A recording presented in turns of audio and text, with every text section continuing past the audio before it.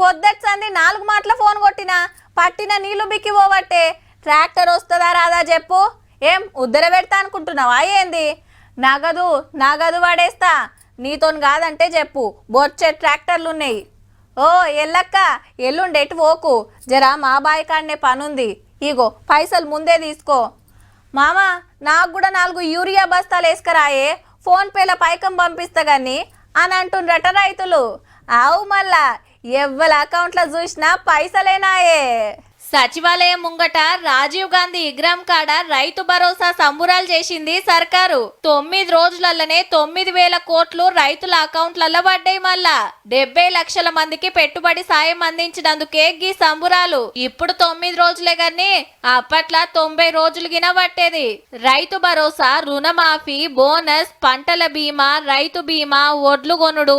ఇట్లా అన్నిటికీ కలిపి ఎంత ఖర్చు పెట్టింది చెప్పుకొచ్చిండు సీఎం రేవంత్ రెడ్డి సారు 18 నెలల్లో 1,04,000 కోట్ల రూపాయలు కేవలం రైతుల మీదనే ఖర్చు పెట్టిన రైతు ప్రభుత్వం ఈ రైతాంగ ఆశీర్వాదం ఉన్నోడే రాజైతాడు ఈ రైతులు తిరస్కరించినోడు ఎవడైనా రావణుడు అవుతాడు అందుకే రావణాసురుడు అయిపోయి ఫామ్ హౌస్ లో నిద్రపోతున్నాడు రైతులకు ఇంత మంచిగా ఆసరైతున్నందుకు ఇంకో పరిస్థితి గెలుస్తారట అల్కగా 2023 నుంచి 2033 వరకు 2 సార్లు మనమే అధికారంలో ఉంటాం ఈ 10 ఏళ్ళు వ్యవసాయాన్ని పండుగ చేస్తాం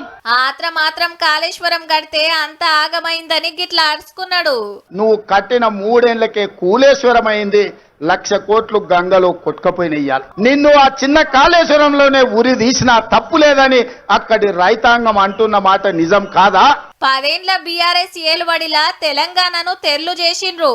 అప్పుల కుప్ప చేసిండ్రని గరమైండు సారు రాష్ట్ర ఆర్థిక వ్యవస్థను చంద్రశేఖరరావు గారు క్యాన్సర్ బారిన పడేసినట్టు పడేసి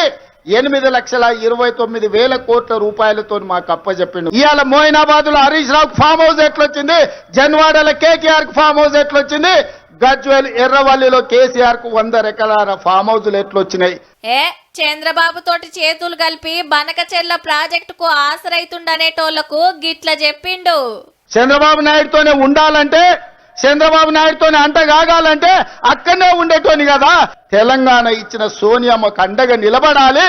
ఆమె బిడ్డగా ఈ తెలంగాణలో ప్రజా ప్రభుత్వాన్ని తేవాలి అని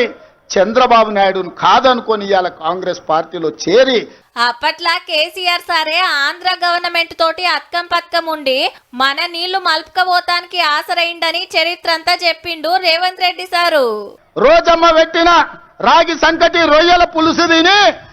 రాయలసీమ రతనాల సీమ చేస్తా అని చెప్పిన చవటవు నువ్వు కాదా అని నేను అడుగుతున్నా శాసనసభ సమావేశాలు పెడతాం ఎదురెదురుగా నిలబడతాం మాట్లాడదాం నువ్వు నేను చర్చ చేద్దాం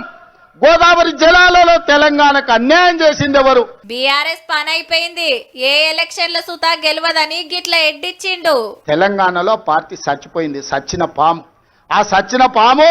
ఈ రోజు గోదావరి జలాల సెంటిమెంట్ తోని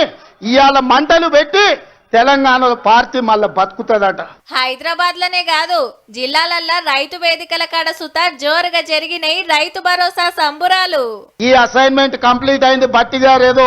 విరామం తీసుకుందాం అనుకుంటున్నట్టున్నాడు రాబోయే రోజుల్లో రాజీవ్ యువ వికాసమే మన ఛాలెంజ్